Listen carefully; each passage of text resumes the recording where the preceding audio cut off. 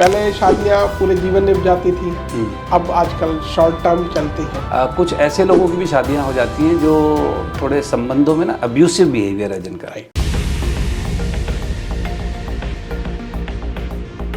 तो जब संबंधों की बात आती है तो आजकल कुछ चीज़ें देखने को मिलती हैं। जैसे पहले फ्रिज पे वारंटी आती थी 7 साल की, अब हाँ आती है 3 साल की। तो ऐसे ही रिलेशनशिप की जो टेन्योर है, थोड़ी सी वारंटी पीरियड कम होता चले जा रहे हैं। हाँ जी। पहले शादियां पूरे जीवन निभ जाती थी, अब आजकल शॉर्ट टर्म चलती हैं।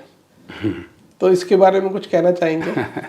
देखिए, शादियां लंबी चलना मतलब मैं इस बात का प्रमाण नहीं मानता कि ये अच्छी ही चीज़ है। और मैं ये बिल्कुल नहीं कहता कि शादियां लंबी ही चलनी चाहिए, क्योंकि देखिए कुछ ऐसे लोगों की भी शादियां हो जाती हैं जो थोड़े संबंधों में ना अब्यूसिव बिहेवियर है जिनका। और पहले की शादियां जो लंबी चलती थी उसका कारण ज़रूरी नहीं है कि वो ये था कि लोगों में प्यार मोहब्बत बड़ा हमेशा या रिस्पेक्ट बनी रहती थी। पहले की शादियों के लंबे चलने का एक मुख्य कारण जो मुझे समझ में आता है, मैं गलत हो सकता हूँ, लेकिन मुझे ये समझ में आता है कि पहले जो लेडीज़ होती थी, जो स्त्रियाँ होती थी, जनरली फाइनेंशियली इंडिपेंडेंट नहीं होती थी। राइट। मैं बहुत मतलब 25-30 साल पहले तक की बातें कर रहा हूँ। तो उनका जो डिपेंडेंस है वो पहले फादर, उसके बाद भाई, फिर पति और फिर बेटा। नहीं, बच्चों में भी बेटा। तो क्योंकि एक स्त्री को पूरा एनवायरनमेंट ऐसा था कि उसका जो पालन पोषण होना है, जो उसका ध्यान रखा जाना है, वो पुरुष ने रखना है, तो फिर वो चल जाती थी। बहुत सी चीज़ें वो लोग टॉलरेट कर लेते थे। लेकिन अब जो आज का बच्चा है, आज की लड़की है, आज की बहू है, वो ज़्यादातर पढ़ी लिखी हैं। राइट। अच्छा, फाइनेंशियली भी वो काम करें या ना करें, लेकिन वो फाइनेंशियली इंडिपेंडेंट हो सकती हैं। तो अब पुरुष पर निर्भरता, आर्थिक ज़रूरत नहीं रही। तो जब पुरुष पर निर्भरता, आर्थिक ज़रूरत नहीं है, तो फिर वो हर चीज़ को अब बर्दाश्त करने के मूड में नहीं है। राइट।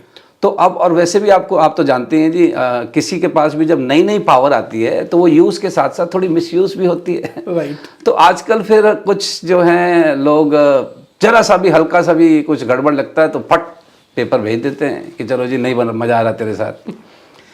तो शादी लंबी चले ये ही ज़रूरी नहीं है, लेकिन मैं ये कह रहा हूँ कि संबंध वो ठीक चलेगा जहाँ परस्पर एक दूसरे का रिस्पेक्ट हो, म्यूचुअल रिस्पेक्ट हो। लोग लव को बहुत ज़्यादा बात करते हैं, बकवास करते रहते हैं बॉलीवुड की मूवीज़ देख के। देखिए, लेकिन लव जो है ना, ये थोड़ा ज़रा टेम्पररी चलता है। रिलेशनशिप चलाने के लिए love of course is important, लेकिन लव सिर्फ रोमांटिक लव नहीं होता।